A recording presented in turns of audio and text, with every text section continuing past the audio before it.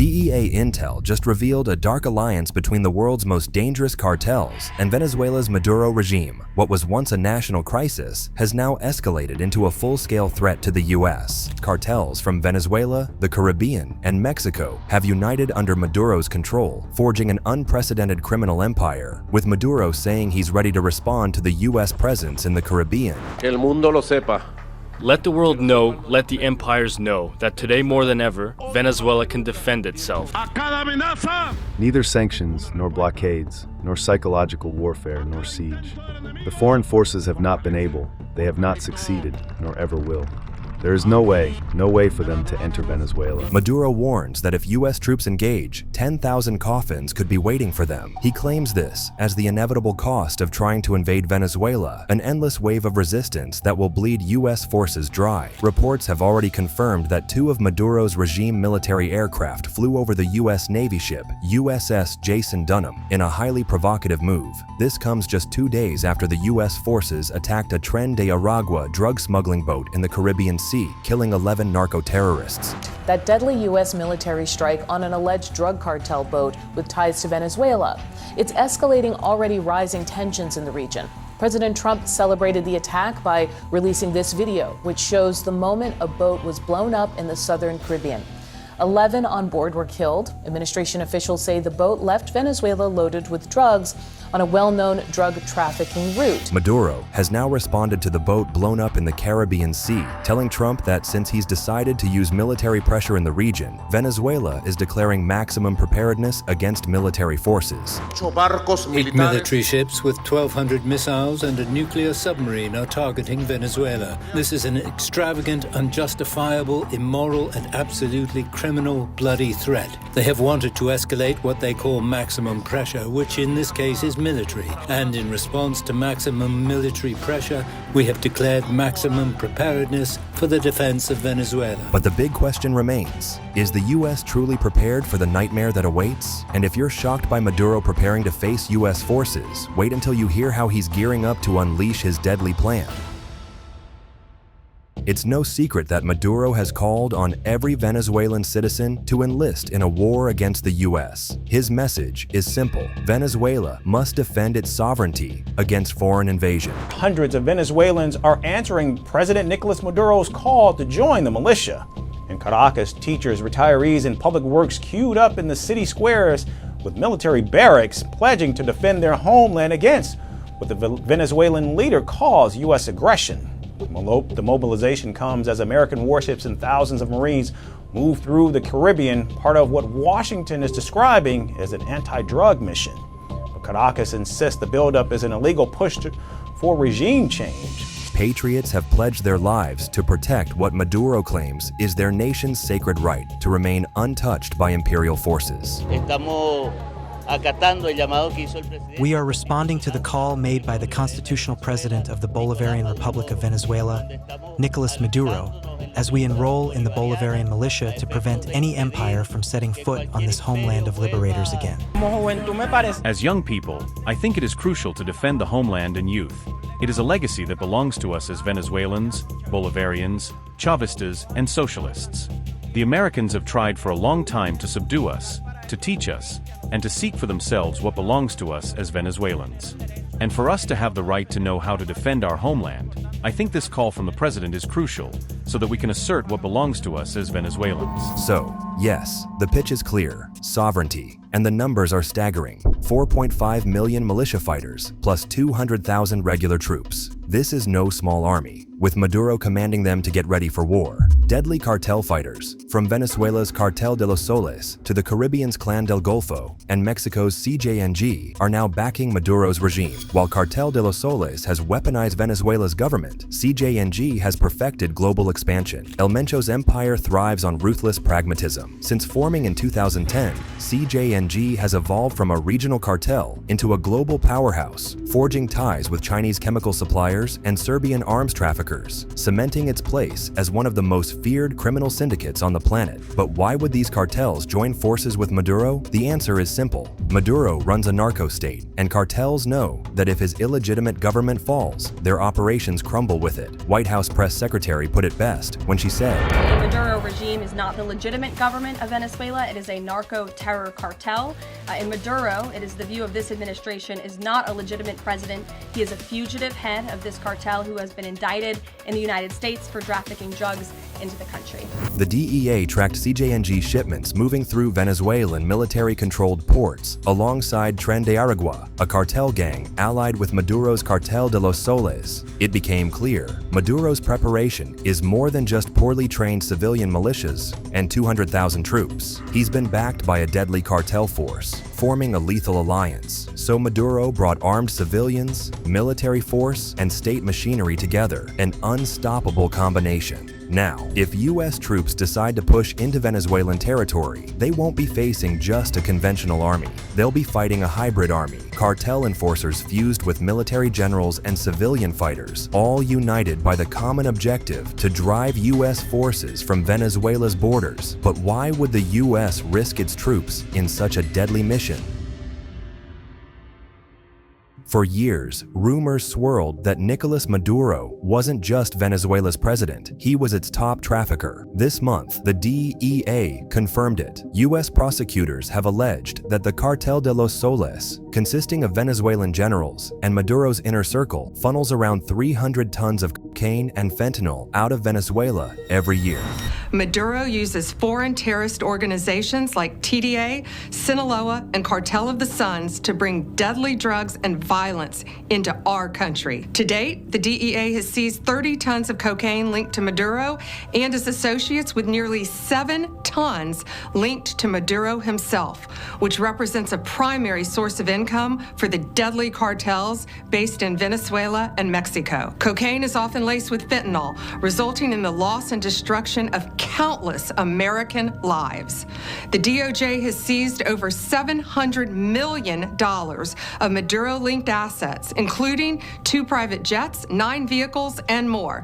Yet Maduro's reign of terror continues. Unlike traditional cartels, the Cartel of the Suns operates through state-controlled airports and ports, hiding behind military insignias to evade detection. This is no longer speculation. Just recently, 7 tons of cocaine directly tied to Maduro were intercepted. Add to that Maduro's $700 million in seized assets, and it's undeniable. Venezuela's presidency has become the headquarters of a giant cartel. For Trump, this is a direct threat to U.S. national security. His administration has made it clear that it's prepared to use every element of American power to stop the drugs flooding into the U.S.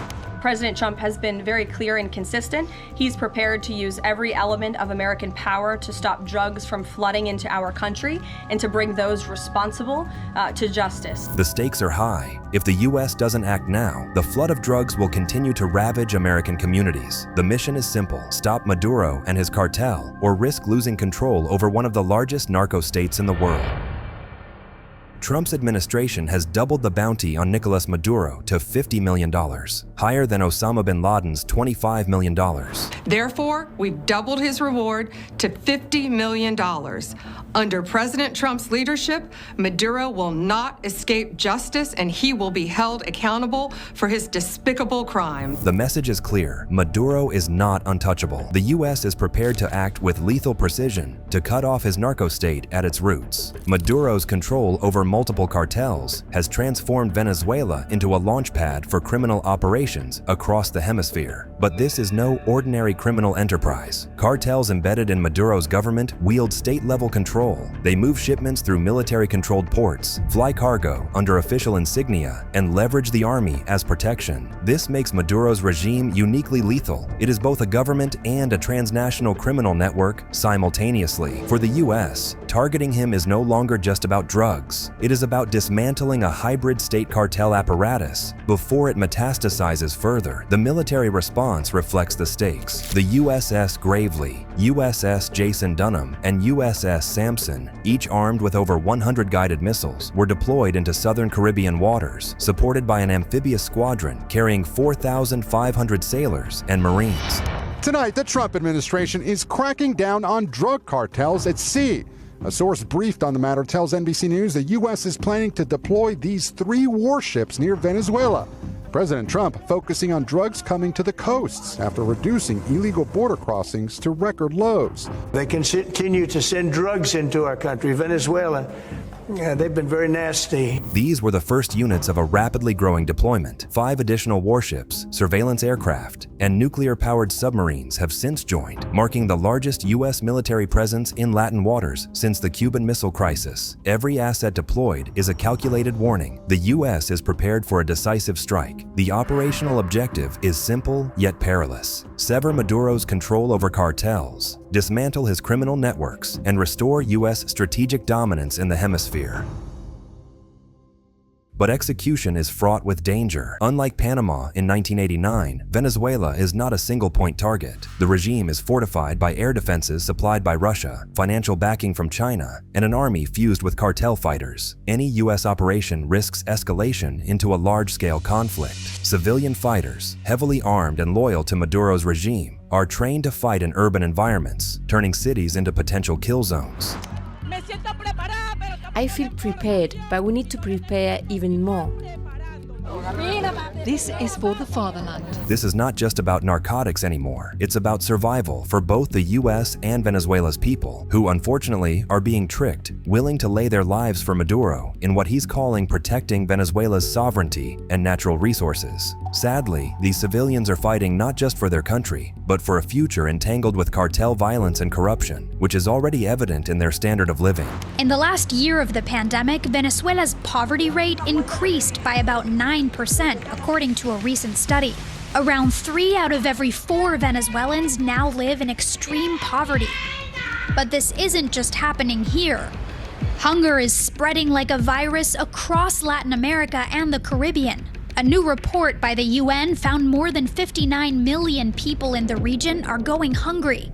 That's an increase of more than 13 million people in just 1 year. Intelligence analysts warn, once U.S. Marines land, they could quickly become the hunted. Guerrilla ambushes, car bombs, and improvised explosive devices could transform even peaceful urban areas into lethal combat zones. So if these two legacies, state-sanctioned Venezuelan cartels and globally aggressive Mexican cartels, collide in a single theater of war, the potential for destruction is unprecedented. Retaliatory attacks are expected not only in Venezuela, but also in neighboring Colombia, Panama, and Puerto Rico, already bracing for spillover effects. The human cost is undeniable. Millions of Venezuelans already live in extreme poverty, driven to flee by a collapsing infrastructure and widespread political repression. A direct confrontation would accelerate migration, pushing desperate civilians toward U.S. borders and complicating any military response. Venezuela is a huge country, it's a complex country, it's a big country, and so this is not really realistic. Whether there's a surgical strike on sub-laboratory or some other target, that's conceivable, but it's not without risk. You don't know what that could set off, and I think the United States has to be extremely careful. But Trump's administration has calculated that the risk is worth it. Cutting off the head of Maduro's regime is the fastest way to sever the Cartel de los Soles, disrupt alliances with other cartels, and prevent Venezuela from becoming a permanent narco state with transnational reach. The stakes are not just U.S. borders, they are regional stability, the flow of illegal narcotics, and the future of millions trapped under cartel rule. Every action taken, however, escalates the danger. Cartel networks in Mexico and the Caribbean are on alert, ready to retaliate if Maduro's power is threatened. Puerto Rico, already militarized in preparation, may face direct attacks designed to stretch U.S. military resources thin. Beyond military concerns, geopolitics complicates the calculus. Cuba, Venezuela's closest ally, has warned the U.S. that deploying troops into the Caribbean risks turning the region into a full-scale war zone. Other nations in the hemisphere may also choose to side with Venezuela, so a direct confrontation could escalate into the most significant U.S.-Latin America conflict since Vietnam. Trump has framed the operation as a fight against drugs, but the reality is far more complex. This is a war against a hybrid cartel state that blends civilian militias, trained military units, and internationally connected criminal organizations. It is a fight with no clear front lines, where urban centers, ports, and airspace are all battlegrounds. And the longer Maduro remains in power, the stronger the cartels become, expanding operations into new regions and creating a permanent threat to U.S. national security. The U.S. has made its move, but the outcome is far from certain. Maduro's cartel-infused army, his loyal militias, and the interlocking networks of international criminal syndicates are prepared for a fight that could redefine warfare in the Western Hemisphere. Each deployment, each strike, carries the risk of escalation, retaliation, and unforeseen consequences. But here's the chilling question that hangs over every strategic decision. Will the U.S. dismantle Maduro's cartel empire, or will this hybrid army turn the Caribbean and Latin America into a war zone that reshapes the hemisphere forever?